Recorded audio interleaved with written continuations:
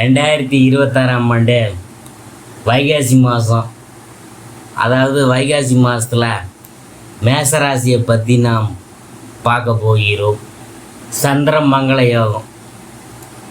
பராபவ வருடம் வைகாசி மாத கிரக நிலைகளை ஆராய்ந்து பார்க்கும் பொழுது மாத தொடக்கத்தில் உங்கள் ராசிநாதன் செவ்வாய் உங்கள் ராசியிலேயே சஞ்சரிக்கிறார். மேலும் சுகாதிபதி சந்திரனுடன் இணைந்து சந்திர மங்கள யோகத்தை உருவாக்குகிறார். இந்த மங்கள நிகழ்ச்சிகள் மனையில் நடைபெறும்.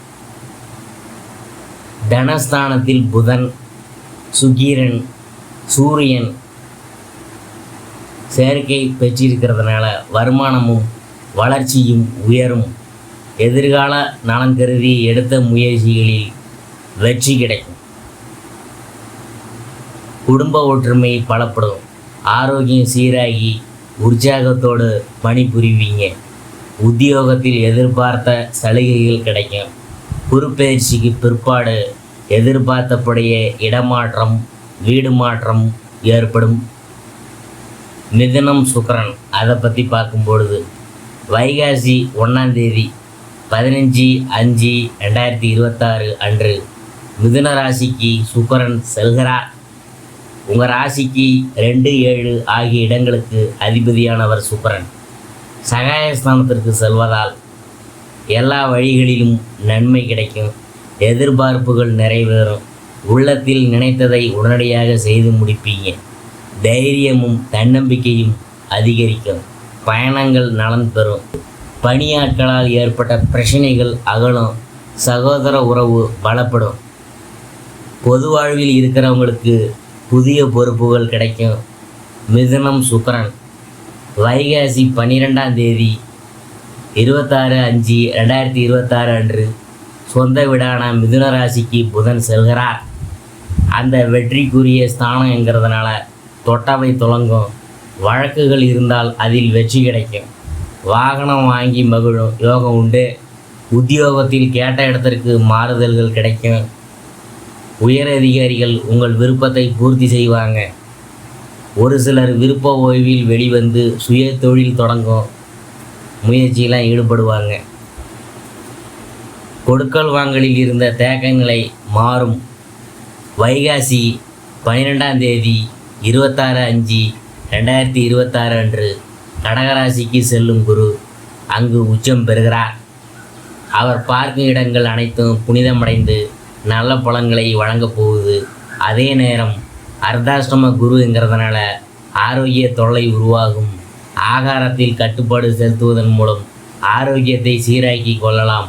குருவின் பார்வை 8, 10, 12 ஆகிய இடங்களில் பதிகிறதுனால அந்த 3 இடங்களுக்குரிய ஆதிபத்தியங்கள் சிறப்பாக நடைபெறும். சென்ற முறை ஏற்பட்ட இழப்புகளை ஈடு செய்ய நீங்கள் எடுத்த புது முயற்சி வெற்றி பெறும். கடந்த சில வருடங்களாகவே நடைபெறாமல் இருந்த ஒரு சில காரியங்கள் துரிதமாக நடைபெறும். குடும்ப சுமை கூடும். தொழில் வளர்ச்சி வந்து சிறப்பாக இருக்கும். புதிய நிறுவனங்களில் இருந்து வரும் அழைப்புகளை ஏற்பது பற்றி சிந்திப்பீங்க. வீடு மாற்றம் மற்றும் உத்தியோக மாற்றம் பற்றிய சிந்தனை மேலோங்கும்.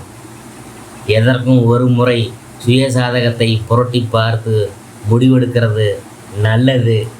கடகம் சுக்கிரன் வைகாசி 26ஆம் தேதி, அதாவது 9/6/2026 அன்று கடகராசிக்கு சுக்கிரன் போகிறாரு. அங்கு குருவுடன் இணைந்து சஞ்சரிக்கிறார். இந்த முரண்பாடான கிரகங்களின் சேர்க்கையால் நன்மையும் தீமையும் கலந்தே நடைபெறும். ஏனென்றால் குரு உங்கள் ராசிக்கு தனாதிபதியாக விளங்குகிறவர். எனவே இந்த கிரக சேர்க்கையினால் வருமானம் எவ்வளவு வந்தாலும் விரயங்கள் கூடுதலாகவே இருக்கும். எதையும் திட்டமிட்டு செய்ய முடியாது. திடீர் மாற்றங்களை சந்திப்பீங்க. பொது வாழ்வில் இருக்கிறவங்களுக்கு புதிய முயற்சிகளில் வெற்றி கிடைக்கும்.